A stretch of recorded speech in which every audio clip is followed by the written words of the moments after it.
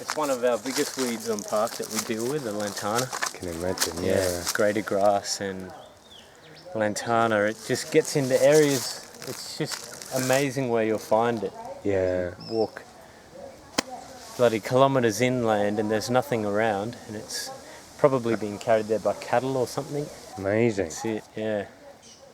So we use fire as one of the tools. We've got some test plots where we will basically try and build up the fuel load and hit quite a hot fire through there that strips it down, but then it will recoppice, which will mean it reshoots. Yes. And then you hit it with another fire. Oh, okay. But when it forms large, dense thickets, you actually have to physically either go in and remove some of the plants or use chemicals to spray it. Right, yeah. To break it up so that the grass will grow and you'll get enough fuel under there to carry a fire hot enough to kill it. Oh, I see. Yeah, Yeah. that's the reason. Yeah, and you've got to hit it at the right time. Yeah. So it's quite tricky, and it's a long-term thing, you know. If you're Yeah. talking about it could be a 10-year or plus project. Right. So not everyone is fond of the idea because they want to see results. Yeah. They say, why don't you just wait 10 years when we can go in there and spray it all? Yeah. It's using a lot of chemical and Kills everything else, probably. well, we do use broadleaf selective, so that it only attacks broadleaf plants. And the way that we spray it is we target it just on the lantana. So you're actually hitting the individual plants as you spray with spot spraying rather than dusting them. Not with a plane. No, it's all manually done. Right. So, and that'll leave all the grasses, and it'll take out other broadleaf weeds, but it could take out broadleaf plants as well. Yeah. But if you look at that, nothing else is going in there anyway. No, So, but it would get into the water system, wouldn't it, if you did too much? It can, but we have strict rules about not spraying near waterways and all of that sort of stuff. So it is pretty target specific, but it's still the use of chemicals. Fire's better. Fire, I think, is a better tool. Yeah. It's a land management tool. Yeah. They've just developed, well, they haven't just developed, but it's been about 15 years in the making, a steam weed control. So they have this unit that fits on the back of a truck, and it basically produces high temperature steam. So what they found out is they need to pressurize the water and heat it as well. So if you can imagine steam that you make from boiling water at 100 degrees, it will lose its temperature quite rapidly, even as soon as it's released. And if it drops anywhere below 90 degrees, it's not effective in killing the weeds. Ah, really? So they pressurize the water at 2000 psi, and that'll enable the water to be boiled at 110 up to 120 degrees. So that as you're spraying it, it hits the plant at 100 or plus. And what it effectively does is ruptures the cells in those plants that it's in direct contact with. So it's really good for low-lying plants like Singapore daisy. Right. And you can use it along creek beds, banks. It's all it is water. No chemicals. No chemicals. Yeah.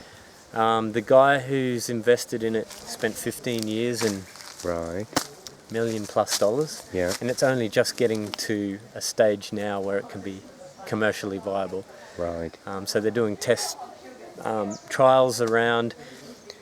I think the really good thing is what they're doing is using it around playgrounds, public areas, schools, you know, rather than using chemicals around a playground, which doesn't make any sense at all. No. Kids picking up, plants that have been sprayed, and it's a direct, once you've hit that, the plant is dead immediately. And it kills the roots and well, everything? that does recoppice, but then they'll hit it again. So there's several treatments that they need depending on the species.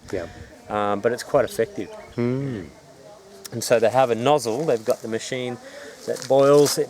The only thing at the moment is it runs off petrol and diesel. Right. So, but so do fuel pumps. So do pumps anyway when you're spraying. Yeah. But it does consume a bit of energy to pressurize and boil the water. Of course, yeah. So they're looking at battery models, Oh, right. Yeah, electric models, and they do have portable backpack sprayers. Right. So that's another advantage, that you can get to areas where you Yes. can't get a vehicle. Yeah.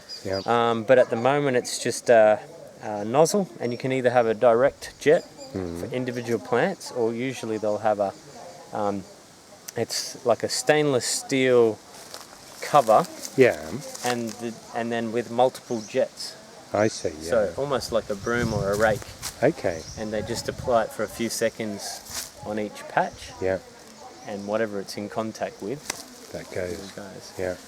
And the only PPE, protective clothing, you need is headphones, earmuffs, and long clothes. Yeah. Yeah. When you burn, if you got it on you, wouldn't it? If you got it on you, but Yeah.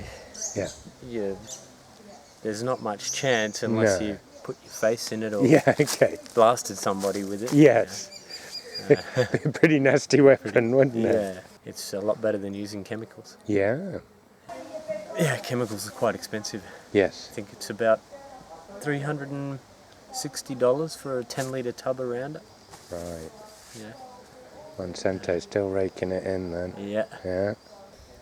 These seeds and these GM crops, they're not immune to the poisons. They don't have a magical bubble surrounding it. This plant still absorb it. Yes. But they're just able to survive.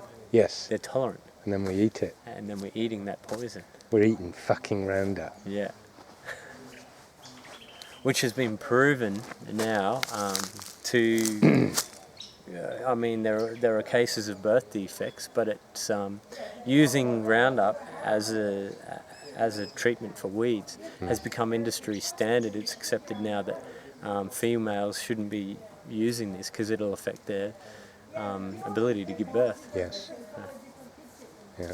And it's probably the most common chemical that you see on food crops throughout the world. That's right. Yeah. Scary shit. Birth rate's dropping though. Yeah. That's good. Good No thing. population problem. Yeah.